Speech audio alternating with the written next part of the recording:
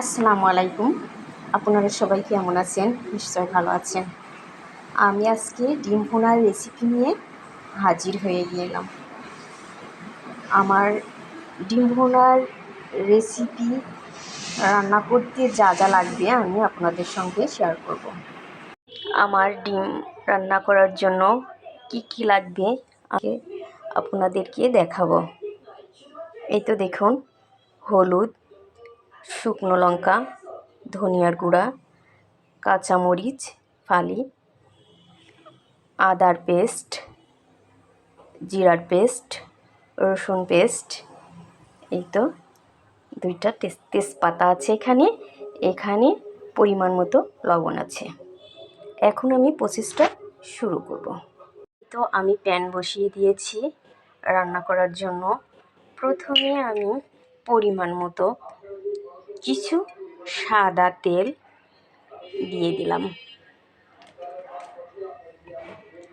আমি 4টা ডিম রান্না করব সেহেতু আমার পেঁয়াজ কুচিও আমি পরিমাণ মতো দিয়ে দেবো। আমার তেলটা গরম হয়ে গিয়েছে, এই জন্য আমি পেঁয়াজ কুচি সুন্দর মতো দিয়ে দিলাম।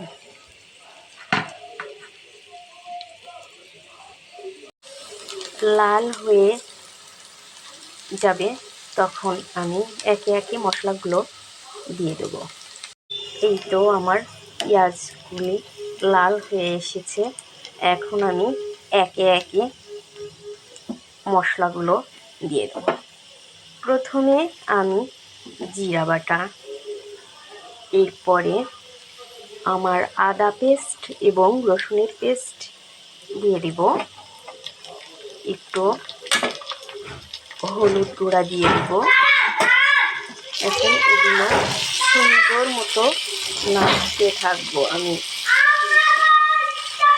এরপরে আমি মরিচের গুঁড়া দিয়ে দেবো, ধনিয়ার গুঁড়ো দিয়ে দেব, তেজপাতা দিয়ে দেব, পরিমাণ মতো লবণ দিয়ে দেব।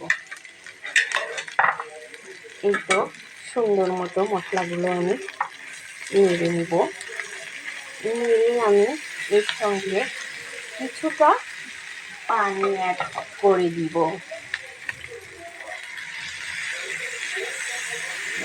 মশলাগুলো সুন্দর মতো কষানো হয়ে গিয়েছে, আমি পরিমাণ মতো পানি অ্যাড করে দিলাম। এইটা একটু সুন্দর মতো নেড়ে দিয়েছি। তো আমার বলক উঠে গিয়েছে, এইবার আমি সুন্দর মতো একে একে ডিমগুলো ছেড়ে দিব।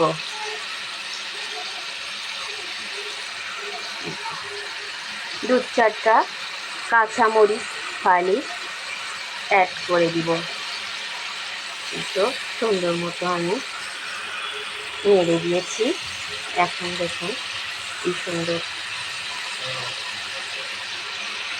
এই তো দেখুন কত সুন্দর লোভনীয় হয়েছে আমার ডিম ভুনা।